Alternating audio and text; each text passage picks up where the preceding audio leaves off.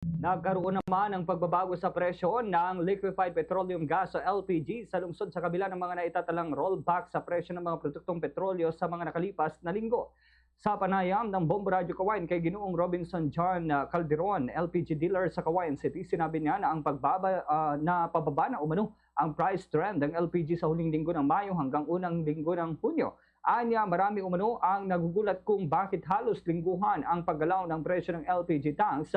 Ngayong dati ay tuwing unang linggo lamang ng buwan nagkakaroon ng pagbabago ng presyo. Paliwanag ni Calderon, nagsimula umano ito nang magkaroon ng hindi matatag na supply at pagharap sa krisis sa merkado kung saan may pagkakataong bigla na lamang umano nagkakaroon ng price adjustment kahit wala pang unang linggo ng buwan. Anya, ngayong buwan ng Mayo ay may mga naitalang rollback, subalit may mga pagkakataon din na tumaas ito depende sa paggalaw ng supply at presyo ng pandaigdigang merkado. Sa kasalukuyan, ang pinakamataas na presyo ng LPG sa lungsod ay umaabot ng 1,500 habang ang pinakamababa naman ay nasa 1,100 depende sa timbang at brand ng tangke. Ganito ang bahagi ng pahayag ni Ginoong Robinson John Calderon.